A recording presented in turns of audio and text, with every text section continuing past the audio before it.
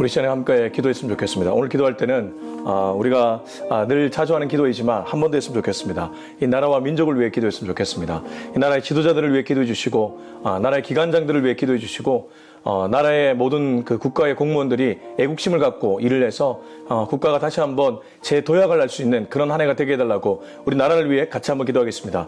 하나님 아버지, 이 나라의 대통령과 장관들과 국무의 내각위원들과 그리고 뿐만 아니라 각 기관의 기관장들 한 명 한 명을 위해 기도합니다. 하나님, 그들이 정말 나라를 사랑하는 마음으로, 국민을 사랑하는 마음으로 그 자리에서 섬길 수 있기를 원합니다. 한 영혼 한 영혼이 정말 그렇게 애국심으로 무장해서 자기에 맡겨진 일을 감당할 때 이 나라가 다시 한번 재도약을 하고 선교왕국, 다시 세계 속에서 우뚝 설 수 있는 그런 국가가 될 수 있을 줄 믿습니다. 하나님, 우리만 경제력이 부강해지고 안보가 튼튼해지는 그런 국가가 아니라 주변의 열악한 국가들에게 모범을 보여주고 또 그들에게 손내밀어 줄 수 있는 따뜻한 국가 되게 하여 주시옵소서. 하나님, 북한과 그리고 중국, 러시아 그리고 여러 가지 우리들은 외교를 잘 해야 되는 그런 국가입니다. 외교 전략을 잘 짤 수 있도록 도와주시고 외교나 여러 가지 어려움이 없도록 이 나라를 보호하여 주시옵소서. 하나님 아버지, 오늘도 이 나라와 민족을 위해 기도했습니다. 이 나라의 지도자들을 불쌍히 여겨주시고 한 영혼 한 영혼이 애국심으로 무장해서 국민들을 잘 섬기고 세계 속에서 이 대한민국을 잘 이끌 수 있는 그런 지도력을 허락하여 주옵소서. 예수님의 이름으로 기도합니다. 아멘. 네, 오늘은 사무엘하 19장 1절부터 15절까지의 말씀인데 9절부터 15절까지 읽고 말씀은 전체를 나누겠습니다. 사무엘하 19장 1절부터 15절까지의 말씀인데 9절부터 15절을 읽고 말씀은 전체를 나누겠습니다. 시작. 이스라엘 모든 지파 백성들이 변론하여 이르되 왕이 우리를 원수의 손에서 구원하여 내셨고 또 우리를 블레셋 사람들의 손에서 구원하셨으나 이제 압살롬을 피하여 그 땅에서 나가셨고 우리가 기름을 부어 우리를 다스리게 한 압살롬은 싸움에서 죽었거늘 이제 너희가 어찌하여 왕을 도로 모셔올 일에 잠잠하고 있느냐 하니라. 다윗 왕이 사독과 아비아들 두 제사장에게 소식을 전하여 이르되 너희는 유다 장로들에게 말하여 이르기를 왕의 말씀이 온 이스라엘이 왕을 왕궁으로 도로 모셔오자 하는 말이 왕께 들렸거늘 너희는 어찌하여 왕을 궁으로 모시는 일에 나중이 되느냐.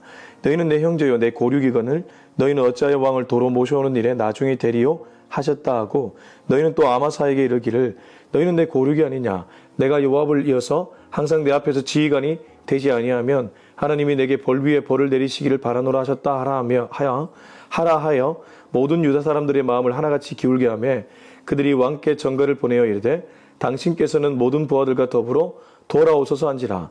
왕이 돌아와 요단의 이름에 유다 족속이 왕을 맞아 요단을 건너가게 하려고 길갈로 오니라. 아멘.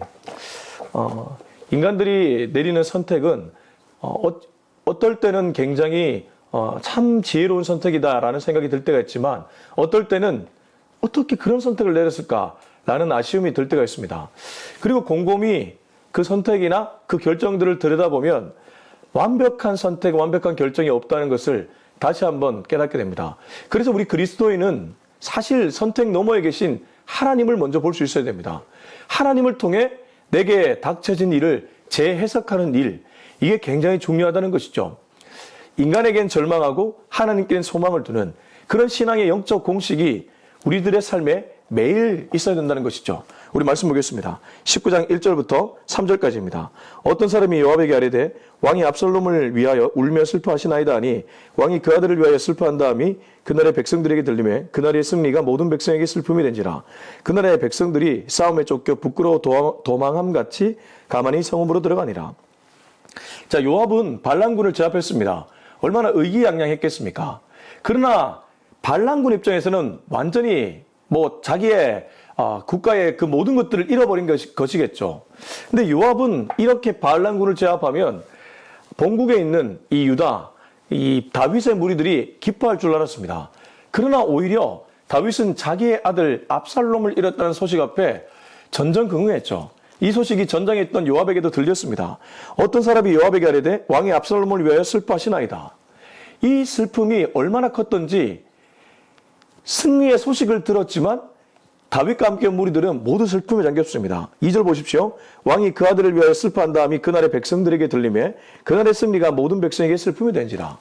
그러니까 오히려 기쁨이 슬픔이 되어버린 거예요. 왕이 이 일을 너무 슬프게 받아들이니까 백성들도 기뻐할 수 없게 된 것이죠. 사실 요압 입장에서 굉장히 불쾌했을 겁니다. 요압은 전쟁에서 이겼기 때문에 혁혁한 공을 세운 그런 장수가 되었습니다. 근데 왕이 그 요압의 업적을 한순간에 물거품 만든 것이거든요. 그리고 승리의 기쁨이 아니라 도리어 슬픔의 도가니로 만들어버렸기 때문에 자기가 뜻한 바가 전혀 이루어지지 않았죠. 심지어 3절을 보면 그날의 백성들이 싸움에 쫓겨 부끄러워 도망한 같이 가만히 성읍으로 들어갔다. 승리한 군사들이 오히려 굉장히 부끄러운 모습으로 조용히 들어갔다는 겁니다. 왜냐하면 왕이 너무 슬퍼하니까. 요압 입장에서는 압살롬을 죽인 이 일이 압살롬의 반란군을 제압한 것보다 더 크게 왕에게 느껴지도록 만든 것이죠. 그러니까 오히려 요압은 위기입니다. 그렇지 않습니까? 자기 입장에서는 백성들이 모두 슬퍼하고 이겼는데 이긴 것 같지 않은 그러한 어려움에 직면하게 되었죠. 물론 그가 실수했습니다. 분명히 왕은 압살롬을 너그러이 대우해 주라고 했습니다. 장수였던 요압, 칼을 빼내면 칼을 거둘 줄 몰랐던 요압, 그는 칼의 힘을 믿고 압살롬의 심장을 삼지창으로 찔러 죽였고 그것이 전쟁의 승리보다 오히려 아들을 잃은 슬픔으로 이 나라를 이렇게 만들어 버렸던 것이죠. 안타까운 일입니다. 자, 4절부터 8절까지 쭉 읽어보겠습니다. 시작. 왕이 그의 얼굴을 가리고 큰 소리로 부르되 내 아들 압살롬아 압살롬아 내 아들아 내 아들아 하니 요압이 집에 들어와서 왕께 말씀드리되 왕께서 오늘 왕의 생명과 왕의 자녀의 생명과 처적과 비빈들의 생명을 구원한 모든 부하들의 얼굴을 부끄럽게 하시니 이는 왕께서 미워하는 자는 사랑하시며 사랑하는 자는 미워하시고 오늘 지휘관들과 부하들을 멸시함을 나타내심이라. 오늘 내가 깨달으니 만일 압살롬이 살고 오늘 우리가 다 죽었다면 왕이 마땅히 여기실 뻔하였나이다. 이제 곧 일어나 나가 왕의 부하들의 마음을 위로하여 말씀하옵소서. 내가 여호와를 두고 맹세하옵나니 왕이 만일 나가지 아니하시면 오늘 밤에 한 사람도 왕과 함께 머물지 아니할지라. 그리하면 그 화가 왕이 젊었을 때부터 지금까지 당하신 모든 화보다 더욱 심하리이다 하니 왕이 일어나 성문에 앉음에 어떤 사람이 모든 백성에게 말하되 왕이 문에 앉아 계신다니 모든 백성이 왕 앞으로 나아오니라. 문제는 이 요압이 이 슬픔의 기운을 바꿔버리려고 무리수를 둡니다. 요압은 부하 장수입니다. 물론 그가 군 지휘관이긴 하지만 왕의 부하 장수라는 것이죠. 질서가 있습니다. 각자의 자기 자리가 있다는 것이죠. 근데 요압이 그 질서를 무너뜨립니다. 이 성경 전체에서 질서를 무너뜨리는 행동을 하나님이 굉장히 기뻐하지 않는다는 것을 우리는 어렵지 않게 알 수 있습니다. 예를 들면 하나님은 이 남자와 여자를 분명히 구별하는 질서를 허락해 주셨습니다. 근데 그걸 무너뜨렸을 때에 큰 화를 이 땅에 내리셨습니다. 그렇지 않습니까? 소돔과 고모라 땅에 이 유황불 심판, 노아의 홍수 심판, 다들 가만히 보면 질서를 무너뜨린 일을 했을 때 하나님은 그런 심판을 내리셨습니다. 하나님이 심판이 아니더라도 예를 들면 모세에게 고라당이 반역했을 때에 그럴 때도 하나님은 동일하게 심판을 내리셨습니다. 지금 요압은 자기의 자리를 어기는 이른바 질서를 무너뜨리는 일을 합니다. 본인이 왕이 아니고 본인이 결정권을 가지지 않았는데 왕에게 굉장히 당돌하게 말을 하고 있습니다. 사실 요압은 그럴 법도 했습니다. 내가 이렇게 혁혁한 공을 세워서 반란군을 제압했으면 왕도 함께 기뻐해야 될 것이 마땅한 것 아닙니까? 왕이 어떻게 이렇게 하십니까? 왕이 아들을 잃은 슬픔까지는 본인은 캐치하지 못하고 그런 마음을 가졌던 것이죠. 근데 문제는 그 마음을 가지더라도 안으로 삭히고 나중에 왕이 좀 잠잠해졌을 때 그때 가서 얘기를 해도 될 법한데 오히려 그는 그 감정을 주체하지 못하고 쏟아냈다가 아주 치명적인 실수를 저지르고 맙니다. 자, 4절 보면 왕이 얼굴을 가리고 큰 소리로 내 아들 압살롬아 압살롬아 내 아들아 내 아들아.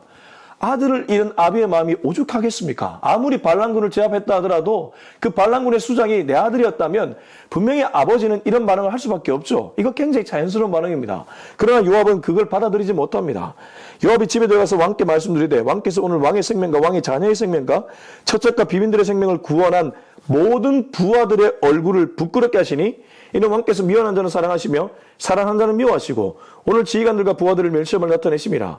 오늘 내가 깨달으니 만일 압살롬이 살고 오늘 우리가 다 죽었다면 왕이 마땅히 여기실 뻔하였나이다. 완전히 비꼬는 말을 하고 있죠. 비아냥거리죠. 왕에게 당신의 지금 우리들을 굉장히 부끄럽게 만들었다.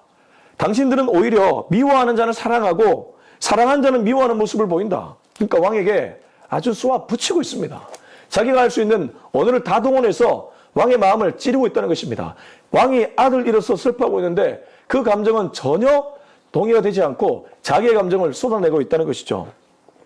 물론 왕이 이러한 부하 장수의 마음까지 다 헤아렸다면 뭐 더할 나위 없었을 것입니다. 그래서 저는 이 모습 보면서 사실 인간의 유한함을 발견하게 됩니다.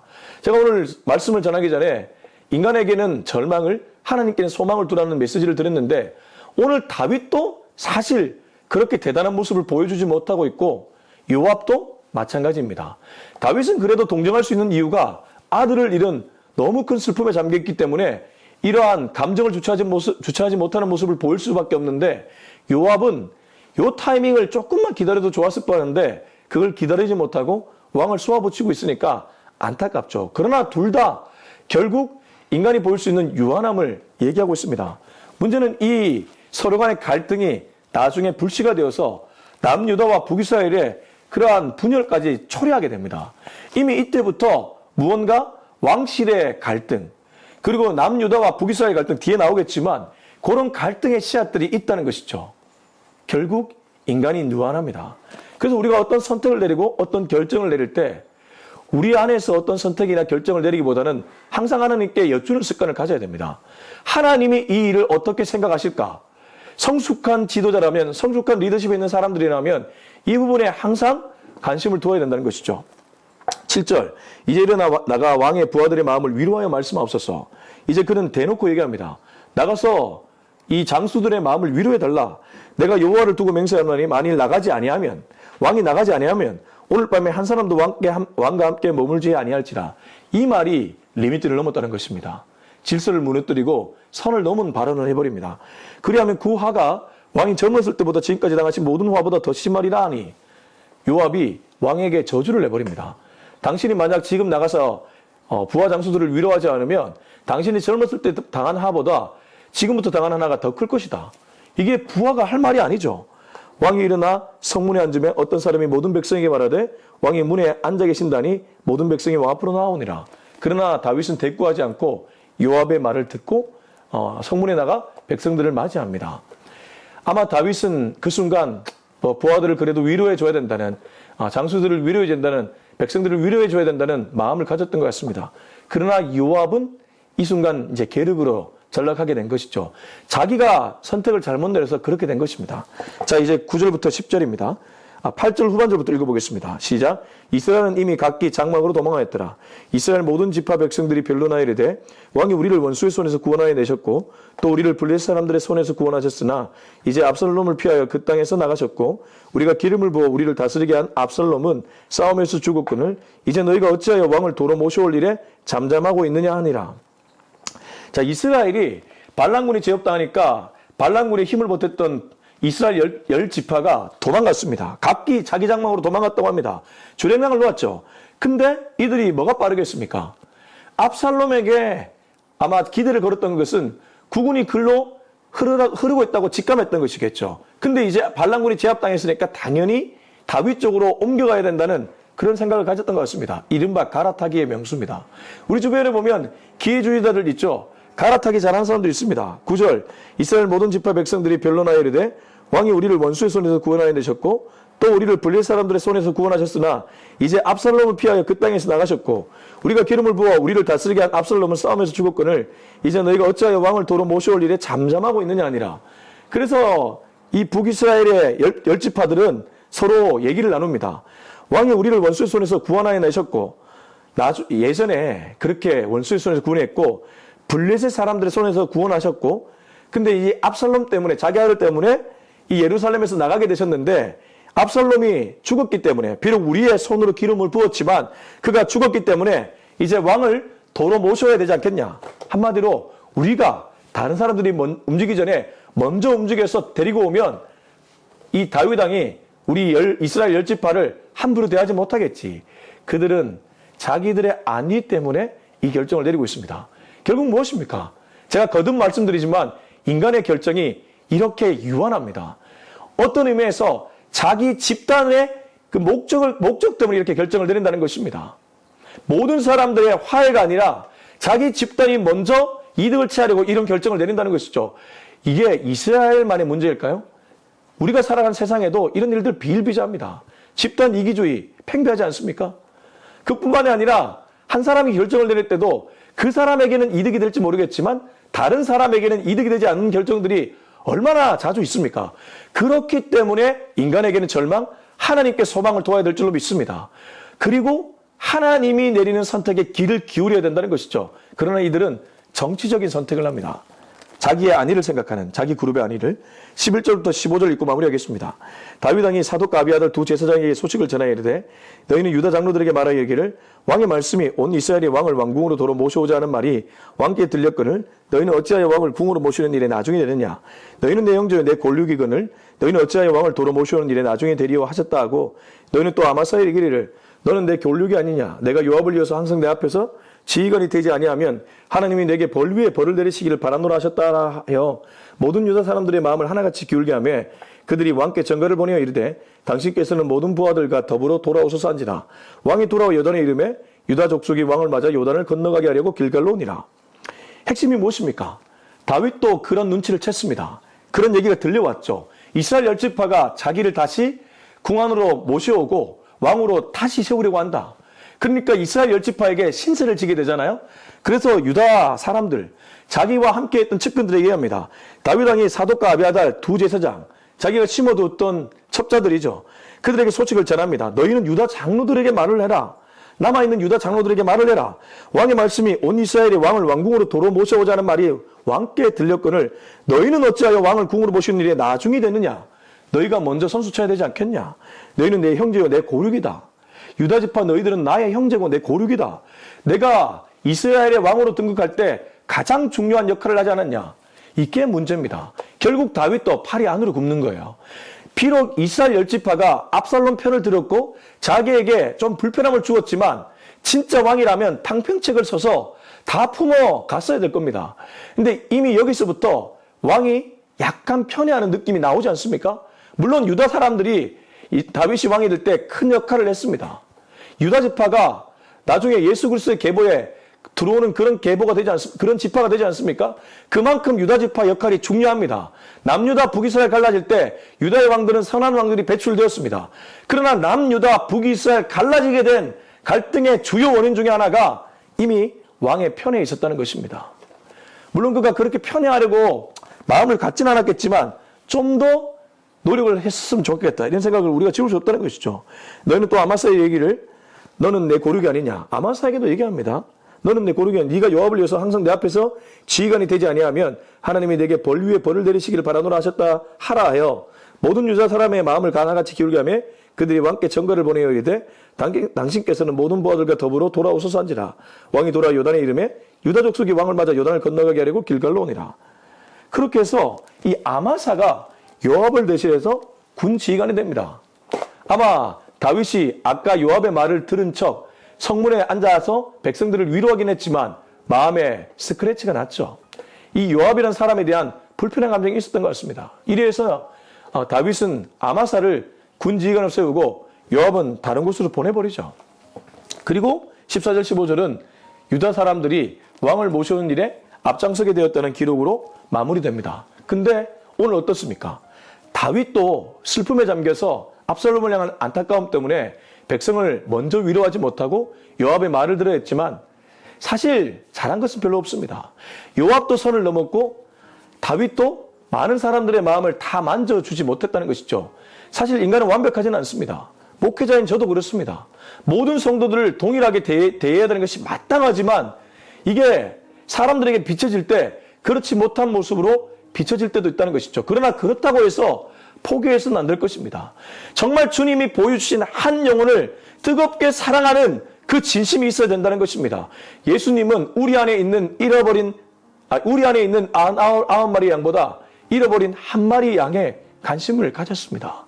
99마리의 양을 제쳐주더라도 잃어버린 한 영혼을 향해 가졌던 분이 우리 예수 그리스도라는 것이죠.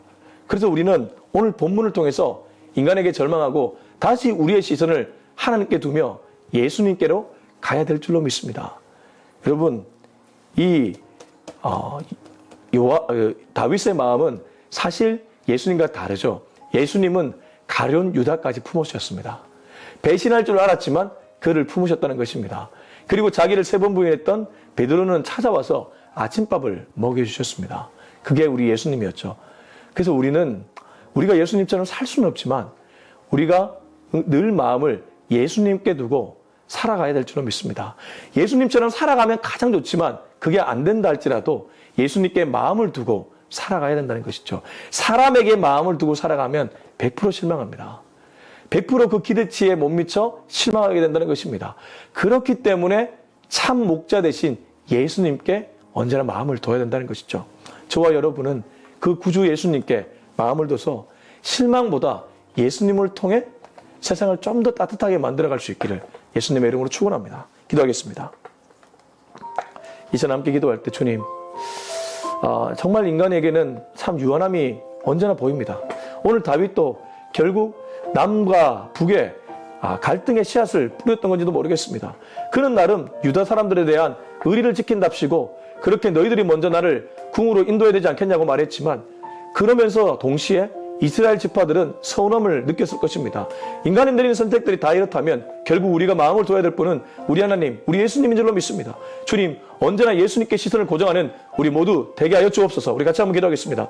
하나님 아버지 감사합니다. 오늘 이 메시지를 통해 역시 인간에게 절망하게 하심에 감사합니다. 우리 자신에게 절망하게 하심에 감사합니다. 우리 이웃들에게 절망하게 하심에 감사합니다. 아니 우리 가족들에게도 절망하게 하심에 감사합니다. 우리가 언제나 마음을 둬야 될 것은 오직 하나님 한 분, 예수님 한 분인 줄로 믿습니다. 하나님 아버지 이 믿음 갖고 이 세상을 잘 살아낼 수 있는 우리 모두가 되게 하시되 또 세상을 따뜻하게 만들어갈 수 있는 우리가 되게 하여 주시옵소서. 이제는 우리 주 예수 그리스도의 은혜와 하나님의 사랑과 성령의 기름 부으심이 인간에겐 절망, 하나님께 소망을 두고 살아가기로 하지만은 우리 모두의 머리 위에 지금부터 영원토록 함께 하기를 간절히 축원하옵나이다. 아멘.